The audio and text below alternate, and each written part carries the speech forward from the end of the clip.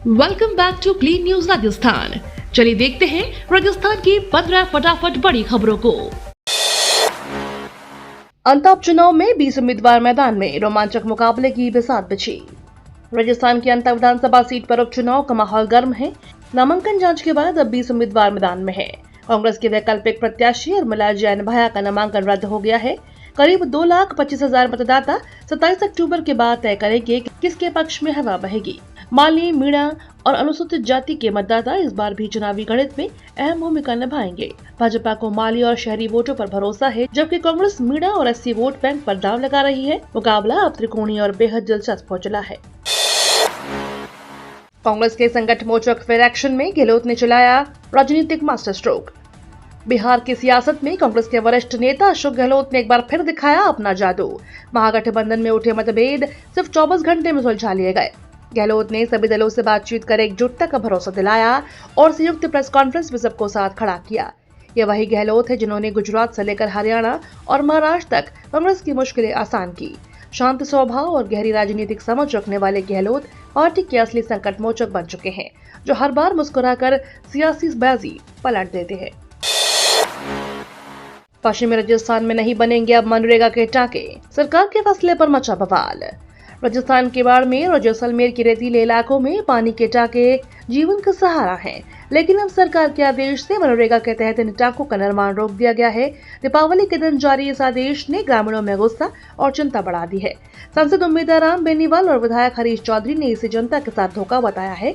सरकार का कहना है कि निर्माण कार्यों में गड़बड़ियों की जांच चल रही है, लेकिन राजस्थान के लोग सवाल पूछ रहे हैं, अगर टांके नहीं बने तो राजस्थान में जिंदगी कैसे बचेगी। गहलोत ने सुलझाया बिहार सीट बंटवारे का पेंच। बिहार विधानसभा चुनाव में विपक्षी गठबंधन इंडिया का सीएम फेस तय हो गया है। राजस्थान के पूर्व मुख्यमंत्री अशोक गहलोत ने प्रेस कॉन्फ्रेंस में घोषणा की कि राजद नेता तेजस्वी यादव मुख्यमंत्री पद के उम्मीदवार होंगे। गहलोत ने कहा, अगर गठबंधन सरकार बनाता है तो वीआईपी प्रमुख मुकेश सहनी उप मुख्यमंत्री होंगे। सीट बंटवारे को लेकर चल रहे विवाद को सुलझा लिया गया है। 243 सीटों के लिए गठबंधन ने 256 उम्मीदवार घोषित किए हैं। नामांकन और प्रचार अभियान अब पूरे जोरों पर है। राजस्थान में औद्योगिक विकास को मिलेगी नई रफ्तार। राजस्थान के मुख्यमंत्री भजनलाल शर्मा ने भीलवाड़ा जिले के दुवाला गांव में नया औद्योगिक क्षेत्र स्थापित करने की घोषणा की है। राज्य औद्योगिक विकास निगम को 82 हेक्टेयर भूमि आवंटित की गई है। यह क्षेत्र केवल गैर प्रदूषणकारी उद्योगों के लिए होगा और स्थानीय स्तर पर हजारों लोगों को रोजगार देगा। परियोजना से लघु और मध्यम उद्यमों का विकास होगा और औद्योगिक निवेश में तेजी आएगी। दुवाला में आधुनिक बुनियादी ढांचा और बेहतर कनेक्टिविटी के साथ उद्योगों को कुशल संचालन का मौका मिलेगा। झालावाड़ में बड़ा साइबर घोटाला, सरकारी खजाने को करोड़ों का नुकसान। झालावाड़ पुलिस ने बड़ा साइबर फ्रॉड पकड़ने में सफलता पाई। फर्जी बैंक खातों के जरिए सरकारी योजनाओं से करोड़ों रुपए हड़पने वाले गिरोह के 30 आरोपियों को गिरफ्तार किया गया। ऑपरेशन शटडाउन के दौरान 52 लाख रुपए नकद, 14 लग्जरी कारें, 16 अन्य वाहन और डिजिटल उपकरण जब्त किए गए। गिरोह का दायरा राजस्थान और मध्य प्रदेश में फैला था। पुलिस ने इस मामले की जांच के लिए विशेष जांच दल गठित किया है। यह कार्यवाही सरकारी खजाने और योजनाओं की सुरक्षा के लिए महत्वपूर्ण कदम है। आईपीएस तबादलों और कानून व्यवस्था पर बेनीवाल ने उठाए सवाल। राष्ट्रीय लोकतांत्रिक पार्टी के अध्यक्ष और नागौर सांसद हनुमान बेनीवाल ने घोषणा की कि आरएलपी का 7वां स्थापना दिवस 29 अक्टूबर को बीकानेर में बड़ी रैली के साथ मनाया जाएगा। रैली में 7 संकल्प लिए जाएंगे और पार्टी आगामी नगर निकाय, पंचायत और 2028 के विधानसभा चुनाव में अपनी ताकत दिखाएगी।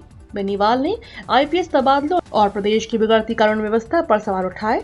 उन्होंने कहा कि राज्य में ब्यूरोक्रेसी का वर्चस्व बढ़ गया है। पार्टी कार्यकर्ताओं की इच्छा पर आयोजन बीकानेर में किया जा रहा है। बिना सलाह एंटीबायोटिक दवाइयां गंभीर खतरा, चिकित्सकों ने चेताया। सवाई मानसिंह मेडिकल कॉलेज की यूरोलॉजी विभाग में बिना चिकित्सक की सलाह एंटीबायोटिक दवाइयों के सेवन के मामले बढ़े हैं। विभागाध्यक्ष डॉक्टर शिवम प्रदर्शी के अनुसार करीब 30% मरीजों पर सामान्य एंटीबायोटिक असर नहीं कर रही। मामूली बुखार या दर्द में दवाइयां लेने से संक्रमण गंभीर हो रहा है और इलाज महंगा और मुश्किल बन रहा है। विशेषज्ञों का कहना है कि यह स्थिति गंभीर स्वास्थ्य जोखिम पैदा कर रही है। मरीजों को अक्सर उच्च स्तर की एंटीबायोटिक दवाइयों का उपयोग करना पड़ता है। डिग्री सिर्फ रोजगार के लिए नहीं, रिसर्च और एंटरप्रेन्योरशिप के लिए हो, चौधरी बोले। राजस्थान तकनीकी विश्वविद्यालय के नए कुलगुरु प्रोफेसर निमित्त चौधरी ने गुरुवार को पदभार ग्रहण किया।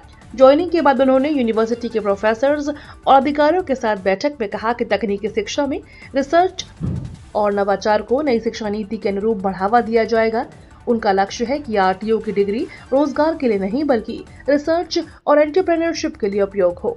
विश्वविद्यालय छात्रों को ज्ञान और कौशल दोनों मोर्चों पर तैयार करेगा और टेक्निकल एजुकेशन को प्रैक्टिकल और इनोवेटिव बनाएगा। ब्रिगेडियर भवानी सिंह की वैक्स स्टैच्यू का जयपुर में अनावरण। जयपुर के नाहरगढ़ वैक्स म्यूजियम में उप मुख्यमंत्री दिया कुमारी ने ब्रिगेडियर सवाई भवानी सिंह की मोम की प्रतिमा का अनावरण किया।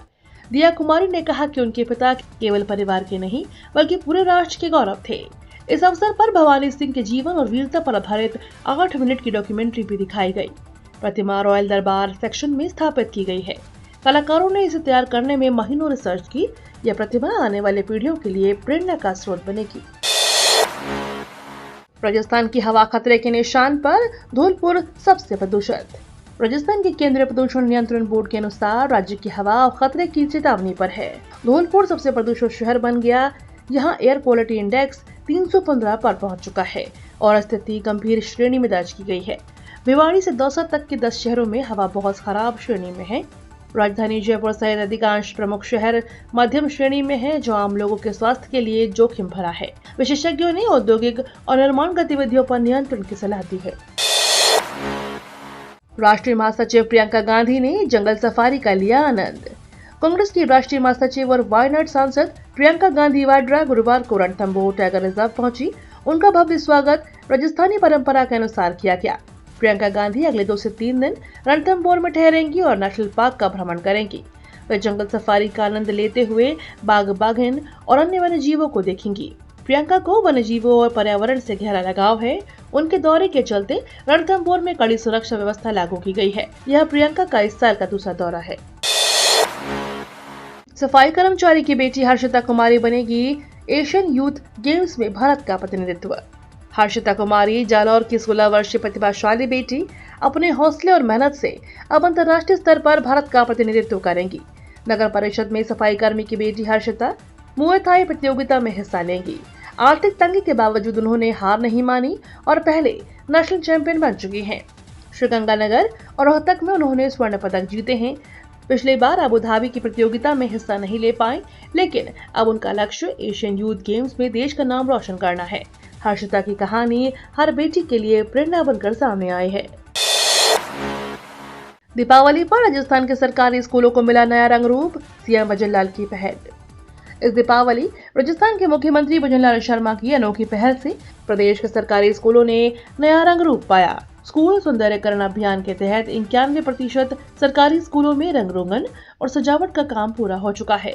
प्राथमिक और उच्च प्राथमिक स्कूलों में हल्का कोरल रूम और गहरा कॉपर रंग इस्तेमाल हुआ, जबकि उच्च माध्यमिक स्कूलों में कोरल बीज और कॉपर रंग से सजावट हुई। 18 से 23 अक्टूबर तक स्कूल परिसर रात में जगमगाए। अब स्कूल केवल पढ़ाई का केंद्र नहीं बल्कि उत्सव और समुदाय का गौरव बनने लगे हैं। विकसित राजस्थान 2047 राज्य की 4300 अरब डॉलर की अर्थव्यवस्था बनाने का लक्ष्य। राजस्थान सरकार ने विकसित राजस्थान एट 2047 दृष्टिकोण पत्र जारी किया, जिनका लक्ष्य राज्य को वर्ष 2047 तक 4300 अरब डॉलर की अर्थव्यवस्था बनाना है। मुख्यमंत्री भजनलाल शर्मा के मार्गदर्शन में तैयार इस दस्तावेज में कृषि, उद्योग, पर्यटन और नवीकरणीय ऊर्जा को मुख्य आधार बनाया गया है। युवाओं, महिलाओं, किसानों और गरीबों को केंद्र में रखते हुए राज्य में स्मार्ट शहरीकरण, सतत जल प्रबंधन, पर्यावरण संरक्षण और सुलभ स्वास्थ्य जैसे लक्ष्यों की दिशा में योजनाबद्ध कार्य किया जाएगा। इस दस्तावेज में 2030, 2035 और 2040 के मध्यावधि लक्ष्य भी तय किए गए हैं। ये तो थी राजस्थान की बड़ी खबरें। रोजाना सबसे पहले अपडेट पाने के लिए क्लीन न्यूज राजस्थान को अभी सब्सक्राइब करें।